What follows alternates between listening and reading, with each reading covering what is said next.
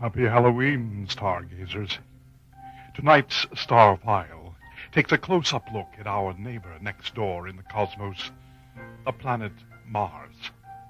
As most of you know, Mars, or the angry red planet, as sci-fi writers have named it, is usually the first to twinkle in the evening sky, to pop up after sunset. And it remains the brightest until Jupiter and Venus appear not long after. Consistently bright and distinctively red in color, Mars is especially visible now, even more than it was just a month ago, because every 2 years, Earth's trajectory places us exactly between Mars and the Sun. And this year is that special year. If you've been watching Mars for the past 5 months or so, you've noticed a sharp surge in its brightness. Mars reaches its peak of visibility tonight, when it passes as close to the Earth as it ever comes, a mere 35 million miles. Soon it will begin fading into the distance again. This will cause Mars to appear to move westward across the sky for a week or so, then seem to turn sharply and move in its normal pattern eastward. But tonight, Mars hangs motionless against a spectacular, starry background. If you have a telescope or even a pair of binoculars, tonight's the night to get acquainted with our smaller, red neighbor. It won't be this close again for another 2 years. For Starfile, I'm Alan Casper. Starfile is a pre-recorded feature produced at the McFarland Observatory in Austin, Texas. We now join Nightbeat. Hi, happy Halloween and happy Thursday, everyone. I'm Cassandra Tawney, and you found Nightbeat on your radio dial. As usual, we've got the best from around the Bay, here to play in studio just for you. I thought we'd mellow out a bit tonight. When we had Slick and the Turbo Heads here last week, well, yeah, oh boy. We got letters, folks. We got letters. And it took us a week to get the studio cleaned up, didn't it, John? But seriously, we do get letters here at Nightbeat, and we do read them all. That's why we're having Nightbeat Unplugged tonight with our special guest. Yes, you wrote in and pleaded with us to have her on again, and she's back with us this evening. Singer, songwriter, incredible guitarist, Terry Lane. She'll join us in our second half hour, so don't touch that dial.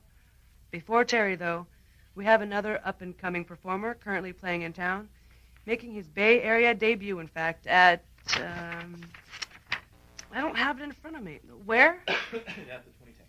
Okay, making his debut at the 20 Tank Brewing Company at 316 11th Street in downtown San Francisco. That's just off Harrison, right? Yeah. Yes! I do know my way around this town, don't I? Right across from Slim's. Yeah, maybe someday you'll play across the street. I'll be there. Here with us tonight is singer-songwriter Jim Kirby. How are you tonight, Jim? I'm pretty good, thanks. Yeah? Feeling okay? Yeah, feeling okay. Okay, folks, it's a beautiful, crystal-clear night outside. The stars are out. Just right for some gentle acoustic sounds. And here from his show at the 20 Tank is Mr. Jim Kirby. Catch him this weekend if you're in town. All yours, Jim. Thank you, Cassandra.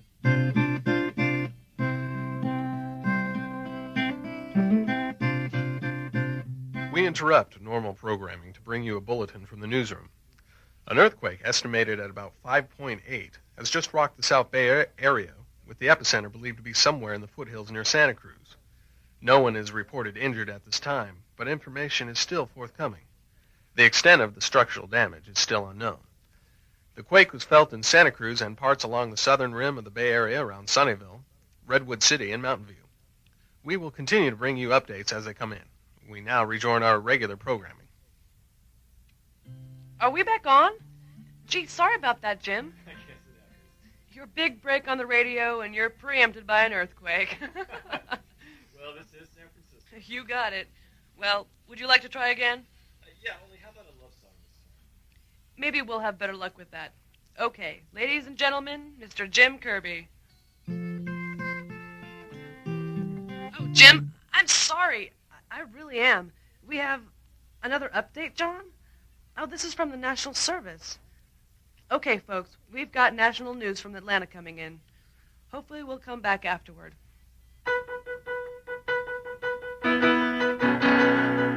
Satellite Network News, Atlanta. I'm Paula Mason. Scientists and astronomers at NASA are keeping a watchful eye at this hour on the planet Mars. Alerted by call-ins from amateur star watchers across the Western Hemisphere, NASA experts have witnessed a series of disturbances on the planet's surface. With more on this, we go to SNN correspondent Bob James in the nation's capital. Bob? Paula, I'm here at the Johnson Space Center, home of NASA, in the main conference room, where one of the assistant directors, David Lowell, is about to release a statement to the press concerning the... Here he is now. Let's just listen in. Here. Good evening. I have a brief statement, and then I will take questions afterwards. At approximately 6:45 this evening, NASA officials became aware of a series of radical disturbances on the surface of Mars. The disturbances appear to be explosions of some kind. They are visible to even low-power telescopic equipment, such as the type owned by private citizens, who first alerted us to these disturbances. These disturbances are somewhat peculiar, as they appear to be occurring at steady intervals rather than at random. We've been observing these explosions for about the past hour now. Our top experts believe they are either volcanic activity of some kind on the planet's surface, or perhaps we are seeing evenly spaced out asteroids striking Mars, similar to the Schumacher-Levy asteroid that fragmented and hit Jupiter in 1994.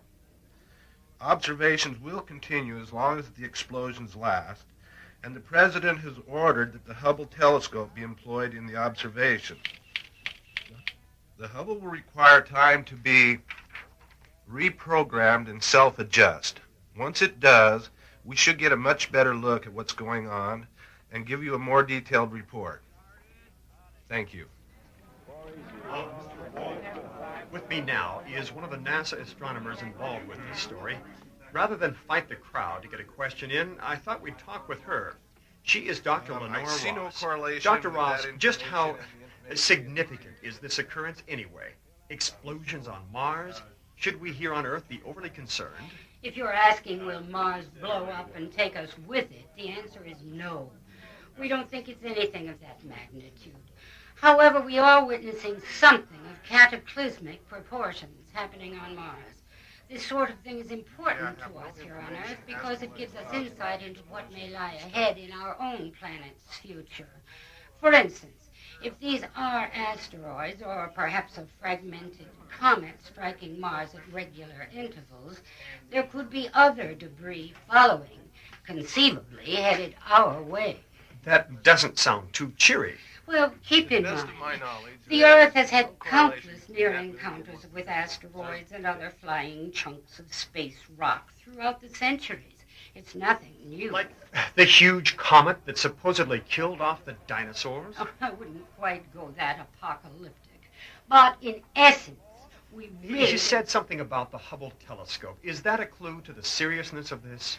We are diverting the Hubble from its current assigned mission temporarily.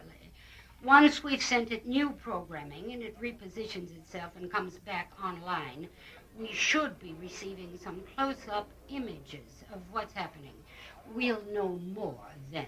Thank you, Dr. Ross. We'll be chatting with you. At the Johnson Space Center, this is Bob James. Thank you, Bob. We'll be following this story as it develops on our regular news update at the top of the hour. Paula Mason, Satellite Network News, Atlanta. And this is Bradley Taylor back in the studio locally. We had scheduled to continue Nightbeat, but right now we have more on the earthquake out in Santa Cruz earlier this evening. Reports have been coming in pretty steadily. We have word that what was thought to be a 5.8 tremor between Santa Cruz and the South Bay may have been no tremor at all, but what is being reported as a large meteor-like object striking down. We have a crew out at the scene with a live remote now. Carl Phillips, are you there? I'm here, Brad. What's it like out there? Chaotic is a good word for it. I haven't seen this much activity since the storms came through town a few years ago. I'm standing in a yellow field about 200 yards off of Highway 152. The entire area is illuminated by car headlights, and more are coming all the time. Quite a little crowd is gathered around this huge burnt pit. A crater, you might say, made by the impact of what appears to be a large black smoldering object. I've never seen a meteor up close, but this thing is exactly what I imagine one might look like. A huge blackened path has been burnt into the side of a nearby foothill as though whatever it is came in at an angle and skidded before striking the ground. It also appears the object wiped out a few trees on its way down. Everyone is standing at the edge, peering down into the pit. Isn't that a little dangerous? Wait, we have some squad cars pulling up here. The crowd is dispersing a little. An officer's getting out. He's warning everybody away, Brad. We'll have to pull up stakes ourselves and get a better position. Okay, that's Carl Phillips live at the scene near what appears to be a meteor crash tonight near Santa Cruz. How's that for a trick-or-treat, huh? Wow. Anyway, we'll be coming back to Carl in just a moment. Why don't we have a commercial in the meantime? Back after this. The Unicorn Theater, into its 14th year and launching its 3rd season at the Hoffman Playhouse in Monterey, is one of the most ambitious and imaginative performing venues on the peninsula. Unicorn's vibrant, energetic brand of theater and the Hoffman's intimate setting are a unique and magical combination, offering a diverse repertory of traditional classics, contemporary hits, original productions, and our acclaimed children's theater. Unicorn provides an enriching opportunity for everyone from beginners to seasoned performers in all aspects of the theatrical arts to get involved, participate, and grow while offering some of the best live theater in the area. You can share the magic. To find out how you can take part, or for ticket information regarding the upcoming season, call the Unicorn Information Line at area code 408-649-0259.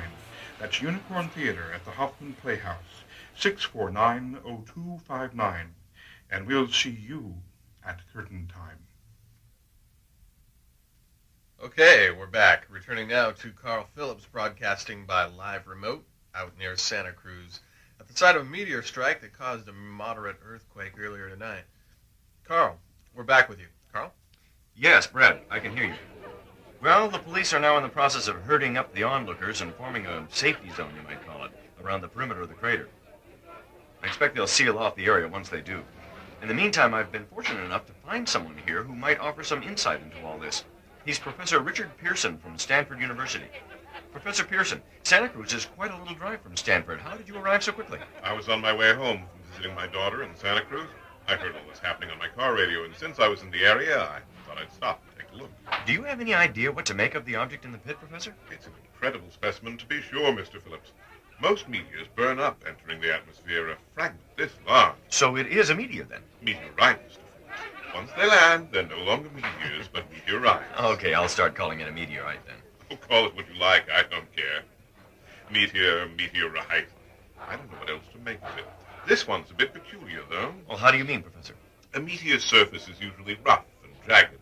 This one is smooth, possibly the friction involved with the impact. Another oddity is the size of the crater.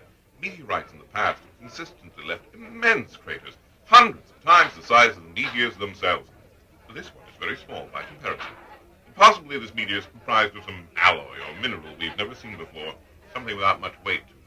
Professor, there's something else about the meteor I've noticed that's peculiar. What's that? Well, here, let me see if we can pick it up on the microphone.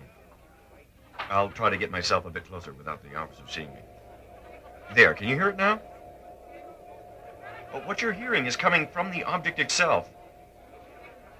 Okay, Professor Pearson, any idea what's causing this? Oh, could be any number of things. I'm not sure. I think I'll stroll around some more and see if I can get a better look. If you'll excuse me. Okay, thank you, Professor, for talking with us. Brad, it's an uncommonly clear night. What with the headlights glaring down, you'd hardly know it was after nightfall here. Let's see if we can get a word in quickly with some of the onlookers gathered around. I'm walking over to the crowd. I'll hear someone. Would you like to talk with us, ma'am? What? Can we ask you a few questions, ma'am? Oh my, is this like a... You're on live radio, ma'am. Yes. Do you live nearby? Yeah. My husband and I, have a ranch around there. Oh, and did you see anything when this object fell out of the sky? Yeah, Speak up, ma'am, right into here. We were like asleep, you know, and we didn't see anything, but like this great big explosion woke us up, you know.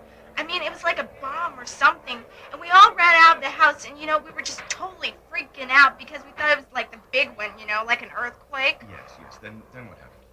Well, we were just, you know, freaking out. We saw this thing on fire out in the field, and we thought, oh no, it's a brush fire, you know, like by the lightning or something. And so we called the fire department. Well, I don't see any fire trucks arriving yet, ma'am. Are you sure you called the fire department? I'm pretty sure. Honey, you called the fire department, didn't you? No, I thought you did. So like, what is this thing? Well, we believe it's a meteor of some kind. A meteor? Like from outer space? Yes. A meteor. Like, oh, wow. Cool. Okay, I'm moving on here. Let's talk to some more... Whoa. Something's happening here, Brad. Something is happening down in the pit. I'm moving closer to get a better look. This is wild. Brad, hang on. Brad, the burnt crust on the meteor's surface seems to be flaking off. And out of my way, please. Excuse me. And Brad, a portion of the meteor, a portion of the object seems to be rotating. Yes, it's definitely moving, rotating like a corkscrew. Oh, holy cow. Brad. We can hear you, Carl. Brad, this is incredible. I've got to find a better vantage point. I'm going to see if I can circle around and get a better look. We'll cut away for a moment, Brad. Okay. Well, we'll rejoin Carl after some commercials. This is your talk station, San Francisco. We'll have more of this remarkable story as it unfolds, live, right after this. The Unicorn Theater's third great season of shows is now underway at the Hoffman Playhouse in New Monterey.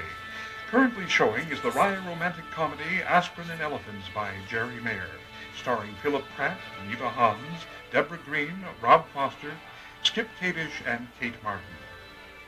Directed by Barbara Alexander, playing Thursday through Sunday evenings through November 23rd. $12 general admission, $10 students and seniors, and $8 for children under 12.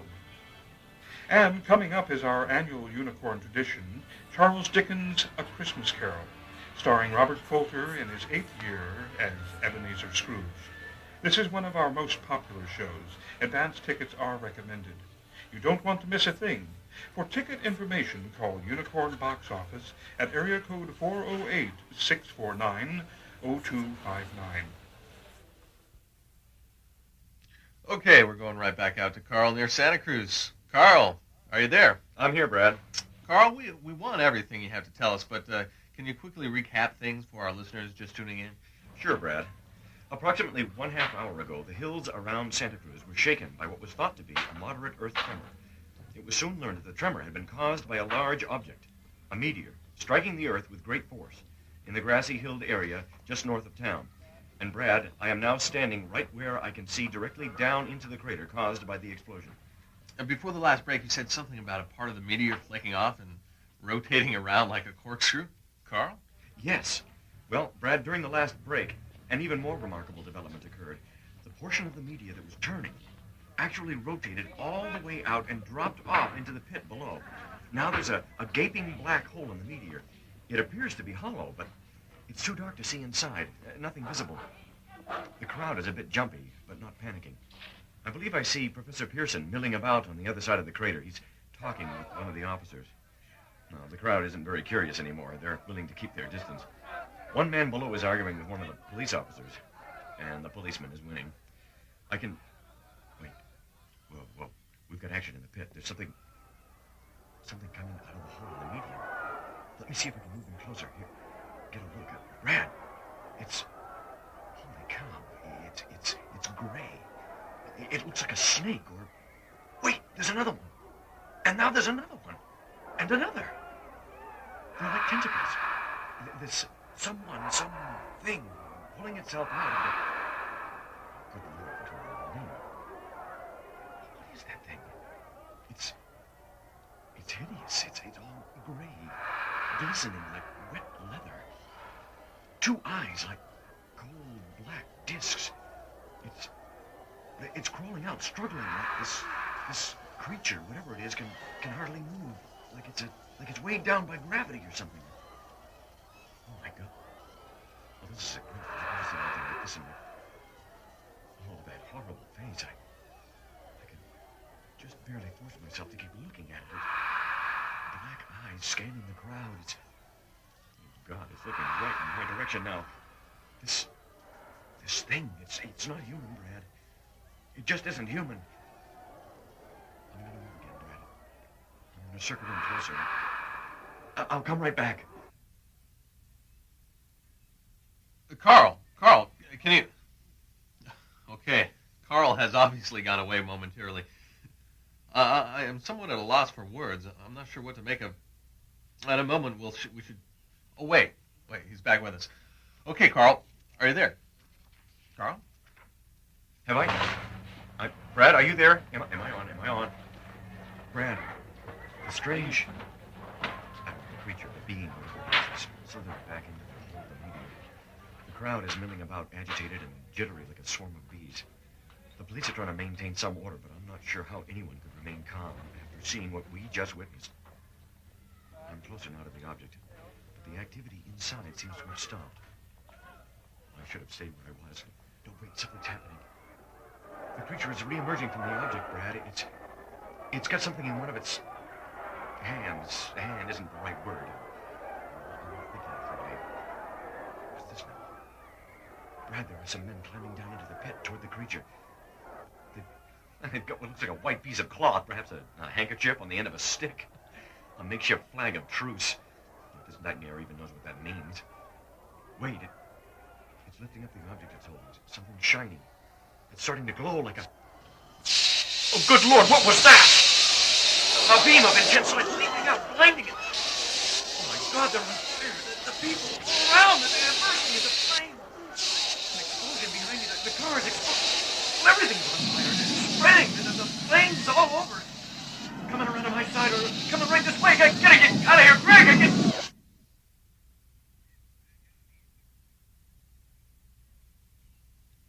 What the... Carl, we lose him? We somehow lost our feed from Carl Phillips. We'll try to reestablish contact as soon as possible. Well, this is just... I'm not sure what to do. What? I've just been handed a bulletin off the wire. Satellite news reports another meteor strike. This one south of Sacramento. Motorists are being turned back, rerouted along I-5 and the 99 freeway. Tremors felt as far south as...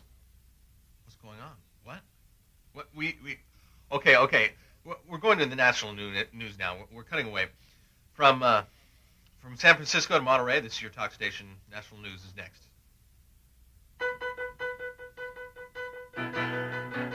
Satellite Network News, Atlanta. I'm Paula Mason. A massive rain of meteors. That's what NASA and other government officials are calling a sudden meteor shower that is dotting the landscape from one end of the country to the other. Some of the falling space rocks, as large as 30 yards in diameter, are smashing down in both densely populated and remote areas alike. The first meteor is believed to have landed on the East Coast, just outside Grover's Mill, New Jersey, near Trenton. But others are falling around the country and parts of Canada, Mexico, and South America. We have more at this time. We take you to NASA headquarters in the nation's capital, where SNN correspondent Bob James is standing by. Bob? Paula, I'm back at the main conference hall here at the Johnson Space Center, where I've been stationed since our earlier report. We've been told that Assistant Director David Lowell is about to issue an update on his recent press statement. He's stepping up to the microphone, and the next voice you hear will be his. Thank you all for waiting. I have a statement from the Office of the Director. I will not, repeat, not be taking questions at this time. Within the last 15 minutes, NASA began receiving image transmissions from the Hubble telescope. Reprogrammed to direct its attention towards the planet Mars in the wake of the recent series of explosions witnessed on the surface of that planet. I cannot at this time divulge the nature of the content of those received images, but it has been confirmed that the explosion on Mars and the large shower of meteorite debris presently being encountered all across the western hemisphere of the globe are related. Repeat, there is a correlation. We hope to know more shortly. Observation continues at this time as new data continues to come forth from the Hubble. Thank you. Well, Paula, that was short and to the point. So the meteors are actually coming from Mars. Is that what you said, essentially? Yes, that's how I read it. There's a lot of commotion here, Paula. I think there's something being withheld on purpose. Thank you. Bob James in our nation's capital. Please stay tuned for additional updates throughout the evening. I'm Paula Mason, Satellite Network News, Atlanta. Well, this is Brad Taylor back in the studio. Well, I suppose it's become obvious by now that we are preempting our scheduled programming to devote full coverage to this story, as incredible as it all seems. I've just been handed a bulletin from our newsroom here. Thanks. Several hundred people lie dead in a field north of Santa Cruz at this time, some of them law enforcement personnel. All bodies are badly burned, some are beyond recognition, and the charred body of our correspondent Carl Phillips has been identified by one of the medical units on the scene. And now, what? Now they're telling me over the headset that we actually have a transmission feed reestablished with our field team. Greg Bell, our remote technician, has located another survivor of the strange attack and is standing by. Is that correct? It is. Okay, yeah, I don't know what to expect at this point, ladies and gentlemen. Let's just cut over to him. Hello, Mr. Taylor, can you hear me? Yeah, who is this speaking? Professor Richard Pearson, sir. Are you the same Professor Pearson that Carl Phillips interviewed just prior to the disaster that occurred? I am indeed. Your technician here, Greg, is it? Yes, Greg found me. It seems he was able to escape the inferno in your remote broadcast van, and we more or less ran into one another. That is, he almost ran me over. Are you all right, Professor? Considering the incredible circumstances, I'm fine. Where are you broadcasting from? There's a ranch house not far from where the attack occurred. We've set up an emergency observation post here. Yeah. Can you tell us what happened, Professor? Well, the strange being, the life form that emerged from inside the meteorite, used what I can only describe as, some form of tremendous energy, possibly nuclear energy, projected in an intense beam, for want of a better term, a heat ray. Amazing power. Everything it touched incinerated instantly. Cars, trees, people. How long did the attack continue, Professor? We lost contact with Carl and The creature retreated back into the meteorite after that, Mr. Taylor. There's been no activity since. This creature seemed to show intelligence, in your opinion, Professor. If that heat ray is any indication, I'd say it showed vast intelligence, possibly even matching our own. Any idea why this creature, if you will, any idea as to the motive of the attack, Professor? I haven't a clue, Mr. Taylor. What? What's that? What happened? Is something happening? What do you see? I think the military just arrived, Mr. Taylor. Truckloads of soldiers rolling in. I can see them through these binoculars here. Maybe the worst is over after all. Brad? Is that you, Greg? The electricity is out, Brad. But I think we can keep broadcasting as long as the charge in the van holds out. Well, don't worry, Greg. We'll get a portable generator out to you, whatever it takes. Professor Pearson, are you still there? I'm here. I want to thank you for your expertise, sir, and we're glad you survived. Can you keep us updated for a time until we can get someone out there? It seems pretty quiet now, but yes, I'll stay, in the interest of science, if nothing else. And Mr. Taylor, I'm glad too, sir. Thank you, Professor Pearson. And I think we all need a breather now. Let's do it. Okay. They're telling me that we're going back out to Santa Cruz, and we have an officer from the National Guard who's going to talk to us. Is that correct? Can we have your name, sir? I'm Major Virgil Hennessy of the National Guard, sir. And Major Hennessy, what's going on out there? Has the creature shown itself since the earlier attack? We've had no contact with the life form inside the object as yet, Mr. Taylor. Right now, we have high-density field lights trained on the object and a full complement of troops stationed in a 100-yard perimeter around the pit where the object is located. In other words, you've got it surrounded. Yes, sir. Well, I'm curious, Major. Are your men specially trained for this sort of thing? That's a naive question, but... Not naive at all, sir. National Guardsmen are trained to be ready, and ready they are, for anything. If that thing... Wait, hold on. Oh, it's nothing. Thought I saw something, but it was just a shadow out there. As I was saying, if that creature, whatever it is, wants a fight, we're damn well ready to give him one hell... Hold it! That wasn't a shadow. Oh, hold it. What the hell is this? Colonel Everett, come in, damn it. What the hell is that racing up out of the pit? It's a big metal hump shape. The meteor! It's sprouting out legs! It's racing up on legs like a big metal spider. The artillery shells just bouncing off like they're smacking against some kind of invisible shield. My God! What happened? They're gone. What happened? Okay, let's try and get them back. Let's get them back. Quick, guys. Well, okay, we've got the National Service coming back on. Yeah, let's have it. Satellite Network News, Atlanta. I'm Paula Mason with this special report. From all over the Western Hemisphere comes reports of strange attacks on populated areas by giant spider-like machines that incinerate any obstacle in their path with a beam of intense heat. The machines have been sighted everywhere from Mexico City to Alberta, Canada. These incredible reports come less than 1 hour after an immense meteor shower that blanketed the western continents. And with more, we go to Roz Turner at the scene of a mass exodus of sorts along the I-5 in Southern California. Roz, are you there? Paula, I am now standing right in the middle of the fast lane on the southbound side of I-5 as the northbound side is packed solid with cars, all fleeing the valley. There hasn't been a single car pass by in the southbound lanes since we arrived here. In fact, the northbound has slowed to a crawl. Some of the vehicles have overheated. Some of the frustrated motorists have left their cars behind and are proceeding on foot. Let me catch a word with some of them here. Sir? Sir, would you mind... Out of my way. Are you nuts? Well, let's try again. Another person on foot over here.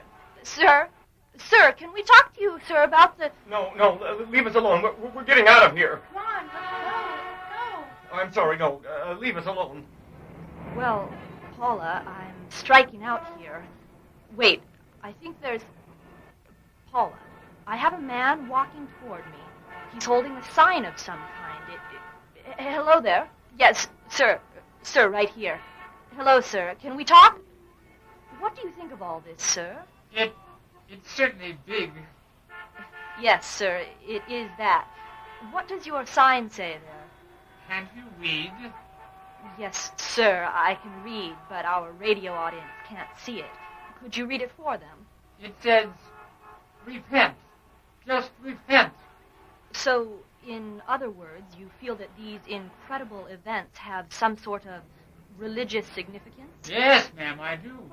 You don't seem very frightened by any of it. Everyone else here is in a panic. No, I'm not exactly frightened.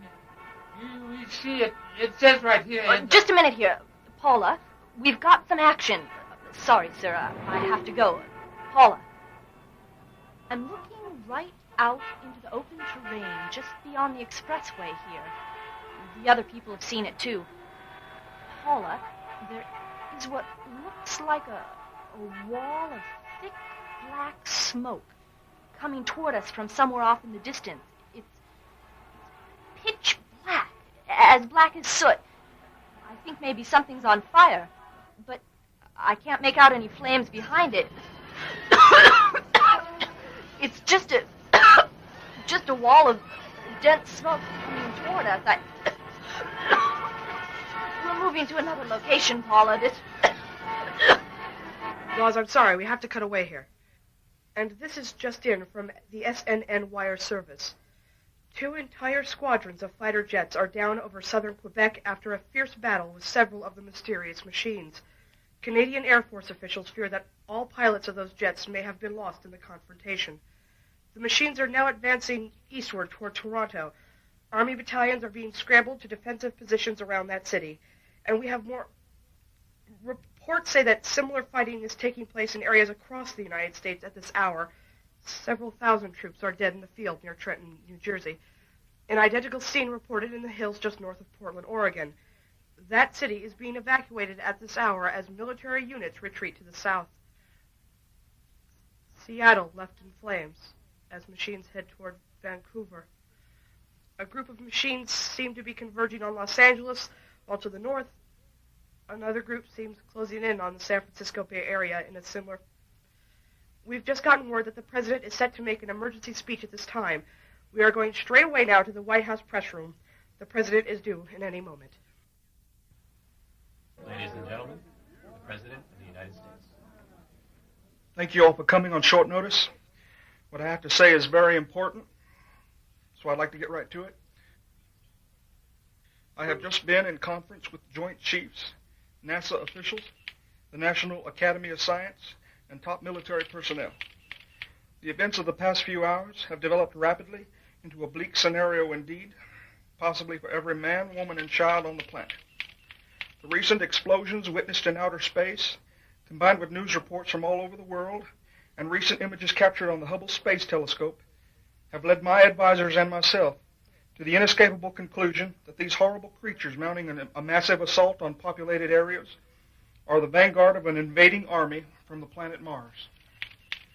I'm about to meet aboard Air Force One with military strategists and online electronically with members of the world scientific community, leaders of the United Nations, and the National Security Council to formulate a defensive against the invaders. Together with our allies around the globe, our foremost objective will be to defend the civilian populace at all costs, and if possible, launch a counterattack that will hopefully drive the creatures into a defensive posture. If need be, I will authorize the use of the most destructive and deadly tools at our disposal, including nuclear weapons, to deal with the invaders. I have also ordered, in the interest of keeping the American people apprised and updated in this emergency, that all military broadcast feeds be made accessible to public airwaves. I urge all citizenry to cooperate fully with law enforcement and military, and above all remain as calm as possible under these highly intense circumstances. I cannot stress enough that at this dark hour, all petty differences among us must cease. The political, racial, social, and economic issues that separate us must be put aside. As President Lincoln once said, a house divided cannot stand. My fellow Americans, my fellow human beings, we cannot afford to be a house divided this day. If destruction be our lot, then we ourselves must be its author and finisher. As I stand before you, I give you my word, as your president, that the human race, and not some otherworldly aggressor, will write the final chapter on this horrible tale. Thank you. Godspeed. This is Brad Taylor back in our San Francisco studios. The story seems to be getting more and more horrible by the minute. We will keep bringing you up-to-the-minute local coverage as long as we can. This is just in from our newsroom. A fierce battle in the foothill region outside Santa Cruz has left over 1,200 National Guardsmen dead and about 200 severely wounded. Nearly 2,000 armed troops pitted against a single alien machine has ended up in incredible defeat. The alien machine is now on the move, headed for the Southern Bay region. The machine is sweeping the area around it at approximate intervals with the heat ray, destroying everything in its path. This is just in. Another alien machine, identical to the Santa Cruz monster, has been sighted in the hills near Nevada, now headed for Marin County to the south. Northern military...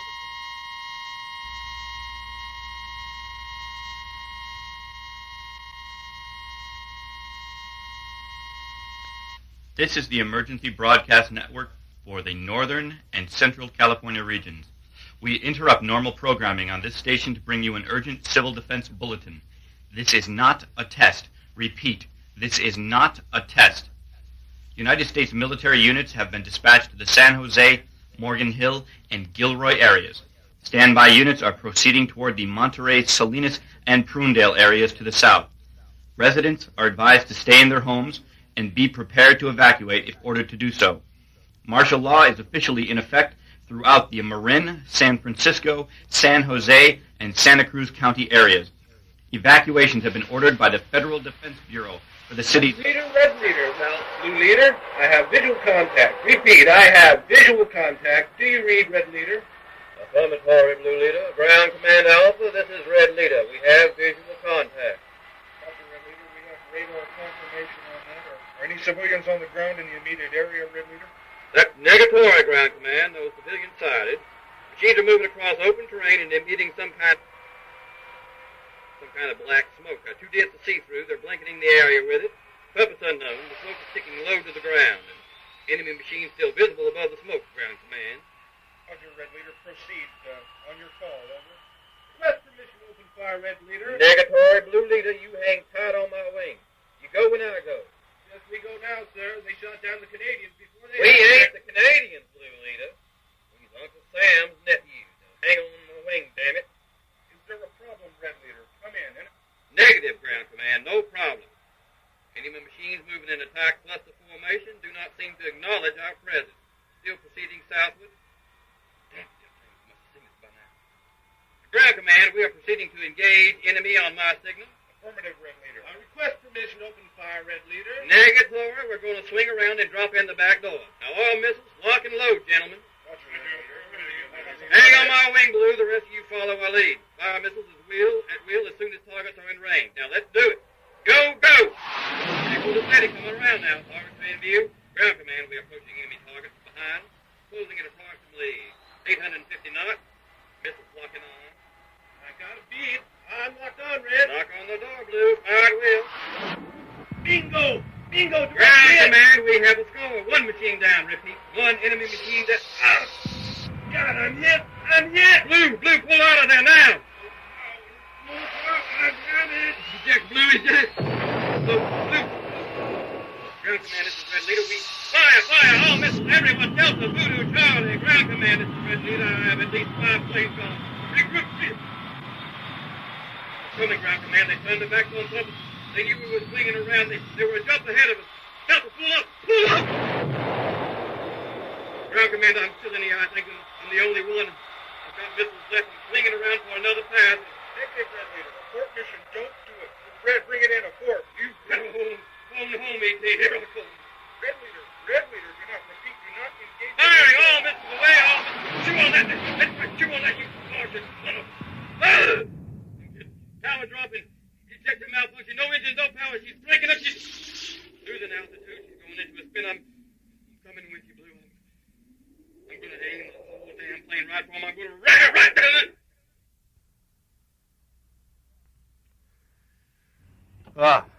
Well, we've cut away from the national feed. This is Brad Taylor, back with you. We've abandoned our building and broadcasting from a mobile unit heading towards the foothills overlooking the bay. Perhaps you can hear the sound of emergency sirens in the background. San Francisco, what's left of it, is under siege by the seemingly unstoppable alien machines. The downtown, from what we can see, was completely engulfed in flame. These were the latest reports, as of about a quarter hour ago. All initial attacks by military units on the machines, aerial, ground, all have ended in disaster. Planes destroyed, thousands of soldiers wiped out. Another one here. Highways jammed clear to the San Jose corridor. Motorists rerouted, 580 hopelessly jammed. All of Bay Area's bridges, thousands upon thousands, trying to flee the city as the Martians approached. And finally this. A massive vigil in the holy city of Jerusalem, which has remained inexplicably untouched through this whole event. Christians, Muslims, and other religious groups have ceased hostilities and joined together to pray. And we are now pulling over. I'm getting out. We've parked on a ridge that has a commanding view of the bay. And to my right, oh, good Lord. Those can only be what I think they are. 3, 4, 6 giant machines emerging one by one from behind the burning high-rises. They're huge. Much bigger than I'd imagined them. And the Golden Gate Bridge is loaded to capacity with jammed traffic. The bridge actually swayed slightly with the weight of the stalled vehicles. One of the monsters is wading out into the bay toward the swollen span, like a man wading across a stream.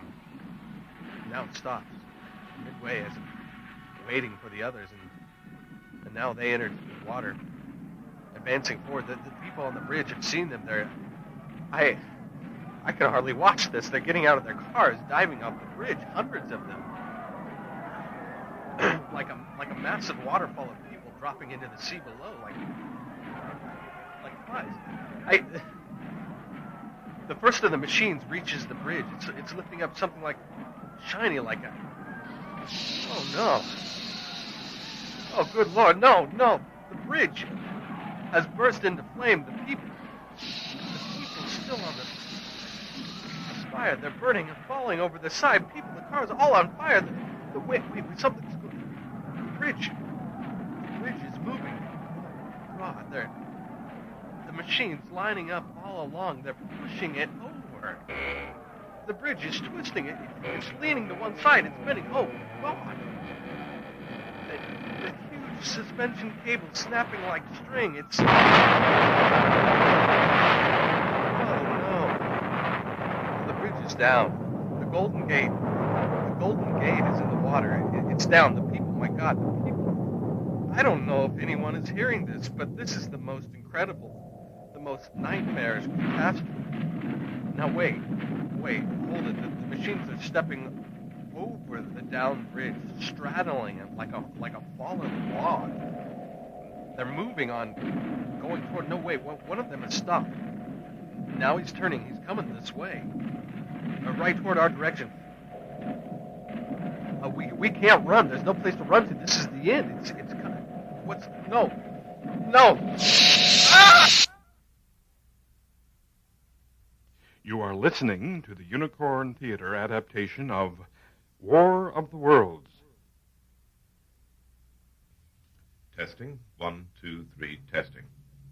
Professor Richard Pearson here. This is the continuation of my notes begun October 30th on the invasion of Earth by an armada from the planet Mars.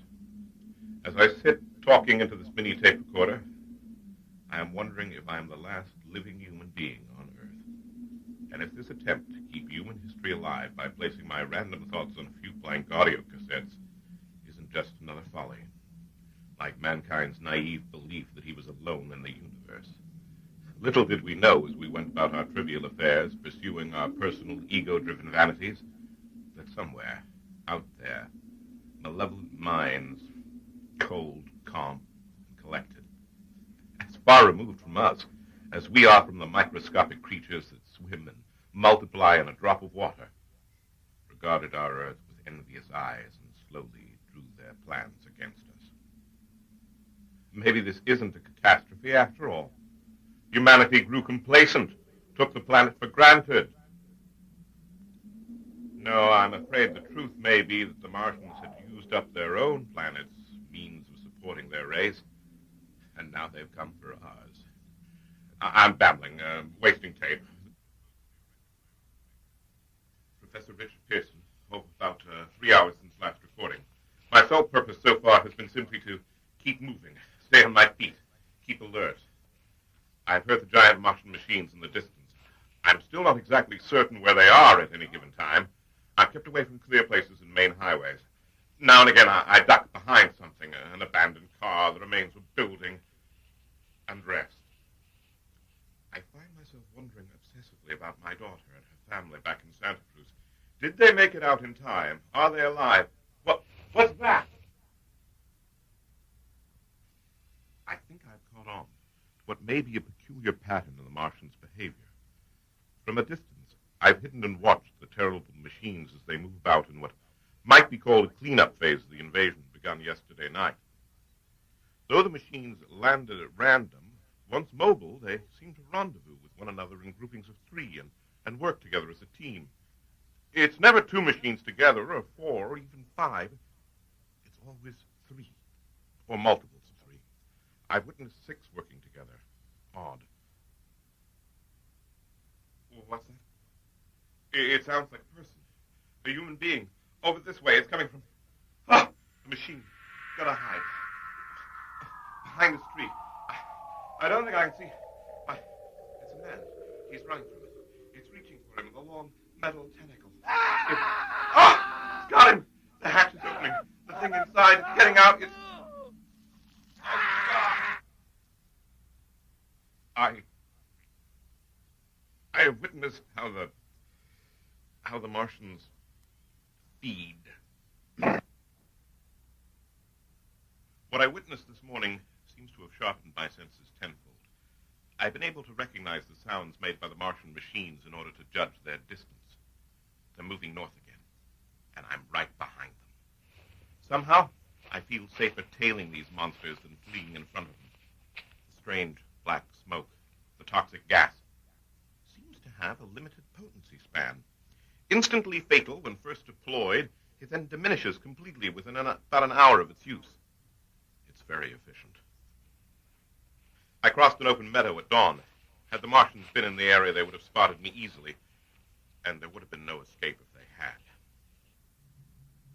I encountered the destroyed remains of an army battalion that had fought the Martians 2 nights ago. All the equipment, guns, vehicles, smoldering, and soldiers charred and bloated, littering the ground like fallen leaves. I just had a most extraordinary encounter. As I was crossing a wooded clearing, I saw a deer, and the deer saw me at the same instant. Neither of us moved. We just stood there, motionless, both of us, and gazed at one another. I believe at that moment, the deer and I shared the exact same thought. A calm reassurance that something else was still alive. I'm hiding behind a fallen tree. There is something moving just beyond me in the darkness. Can't make it out, but it's definitely not another deer. I'm going to raise up a little, try to get a better... Huh? It's gone, whatever it was. I don't hear anything. You hold it right there. Get your hands out where I can see him. What? You're alive? Shut Who up. are you? Shut up. I'll ask the questions. You just answer them. It's dark. I can't see you very well. Is that a gun? I said I'll ask the questions. What's that you got there? John, where? There, in your hand. It's a tape recorder. I'm Professor Richard Pearson from what used to be Stanford University. Who are you? You never mind who I am. I'm the man with the gun. Now, how long you been watching me? Not long. I was just so amazed at finding someone else alive. Now, you get up and step into that open area so I can get you. Just get up, get out in that open there. Yeah, I knew you was spying on me. I can hear you talking to that thing, too. Thought you might be using a walkie-talkie or something to call in one of your buddies and ambush me. I'm quite alone, I assure you. Are you a law enforcement officer of some kind? Well, you might call me a policeman. I'm the closest thing left there is to a policeman now that the rules have changed. What do you mean? Who are you? Name's Barrows. Captain in command. Randy Barrows. You're military? Citizens Free Militia. You mean a vigilante? You say that like it's something bad. Look, I don't care what you think, mister. We're at war. And order will be kept around here, and I'm the one who will keep it. Now, you got that? Good. What was that? Nothing. Just a bird. A live bird. I said shut up. Now, if I want anything out of you, I'll knock it out. It's you damn liberals that got us into this mess in the first place. What was that? You heard me. Damn liberal Congress cut the defense budget. We'd have had a strong enough army to whip them Martians if... Damn it, shut that recorder off. Professor Pearson here. It's been a while since my last... I thought I told you to turn that thing off. Don't worry, friend. I'm not signaling Ted Kennedy to send in the black helicopters. My militant companion, though not as hospitable a host as one would hope for, has amazingly done a few things I didn't imagine he was inclined to do. For one, he's provided me with a few of life's underappreciated necessities. He took me to his makeshift compound, where I've received a hot shower, a fresh change of clothes, a few hours' nap in a hammock, and a free meal. Cornbread and chili beans. Quite good, actually. My compliments to the chef. He still keeps that gun with him constantly, though. Professor Pearson here. My friend has agreed to let me interview him on tape. All right. You said you had a plan, Mr. Barrows, how we might strike back against these invaders? Well, it's like this. I've seen them eat people. So have I. They like fresh people. That is, I mean, they like to eat people while they're still alive. Alive and fresh. That poses a problem, doesn't it? I mean, they've killed most everyone. No, they haven't. I figure they haven't killed us off by a long shot. There's still little pockets of people. They're just hiding, like us. More vigilante? Not necessarily. Could be anybody. But as it is now, we've got to stay hid if we want to survive. See, the Martians will round up all the survivors they find and eat them? No, they won't eat all of them. They'll keep the best ones alive. For what purpose? To train as hunters. And then they'll send them out, looking for us, looking for food for them. But I figured we can outsmart them. You see, the Martians have got to come down out of their machines sometime. And then that's when they're vulnerable. If enough of us can band together into an army, we can catch one of them Martians outside of his machine. We can kill him and take it from him. Imagine one of them big mothers with that heat ray, wild and free. Only it ain't no Martian at the controls, but a man. We could turn their own weapon against them. Oh, how I'd like to get my hands on one of them heat ray gizmos. Then we'd show them. And after we killed off all them Martians, we could use their technology and build everything. We'd remake this country into something better than what it used to be. Things would be done right this time. And if somebody doesn't like it, they can get out. Let them go build their own civilization somewhere else and not mess with ours. Hey, come back here. Where you going? Not to your world, friend. Thanks for everything. The beans were good. Hey, I still have this gun, remember? Even you aren't stupid enough to shoot the only other human being you've seen in 4 days. At least I hope he's not. Oh, I'm still recording. The sun came up about an hour ago.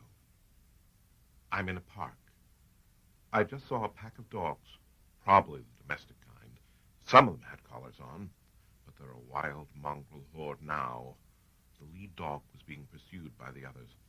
The dog had in his mouth what looked like a hunk of raw brown meat of some kind.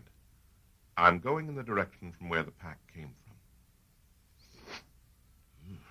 There's a horrible odor in the air. I'm moving on. There's... Oh, God! Directly in front of me, just over a small rise, stands a Martian machine. It just stands there, motionless. Why, I think it's empty. A flock of buzzards circles overhead, and some have landed to feast upon a grotesque banquet indeed. The shriveled gray carcasses of the Martians. They're dead, every one of them. They lie on the ground before me, their hideous bodies twisted and broken, probably from the fall from atop the high perch of their machines. What happened? What happened? Professor Richard Pearson, sitting in my newly rebuilt office, overlooking the Commons and Do Stanford, which are still under construction. But this is the first day of classes. There are students milling about, their faces all bright with hope and optimism. Everyone is rebuilding emotionally. This is my concluding entry of my notes begun several months ago during the Martian invasion. The Martians dropped dead within 48 hours of coming into contact with Earth's atmosphere. On one small detail of their master plan of conquest, they had miscalculated. Germs and bacteria. Simple viruses. The types which we humans have endured for centuries with little bother, like the common cold or the flu, were like the plague to them. After all of man's technological wonders of war had failed against them, the Martians were stopped, and humanity was saved by the little things that God, in his wisdom, had placed upon the earth. Hi, Dad. Jennifer, you startled me. Uh-huh. Still hard at work. Did you forget our lunch date? Come on, maybe if we hurry, they won't give our table away. Come on, it's Italian. It's your favorite. The little things. What? What was that? I didn't hear what you... Nothing, Jennifer. Let the restaurant wait. Can Daddy just have a hug? Sure. This has been the Unicorn adaptation of H.G. Wells' War of the Worlds, featuring the Unicorn Alumni Players, Peter Eberhardt, Jeff McGrath, Kerry Crockett, Robert Coulter, Danya Ketchum, Jim Kirby, Cindy Womack, Skip Katish, Neva Hans, Fred Nielsen, Kirsten Schmaltz, Craig Witt, Joseph Thomas, John Gary Pullen, Philip Pratt, Gabriel Miner, Rob Foster, Thomas Burks, Jody Gilmore, and Colleen Finnegan. Adapted and directed by Rob Foster, recorded and engineered by Jim Kirby, executive producer Kerry Crockett for Unicorn Theater, original music, copyright 1996, Back to Basics Productions. Audio cassettes of this show are available by sending check or money order for $10 per cassette to War of the Worlds, Unicorn Theater, 320 Hoffman Avenue, Monterey, California, 93940. Make funds payable to Unicorn Theater. Thank you for joining us, and happy Halloween.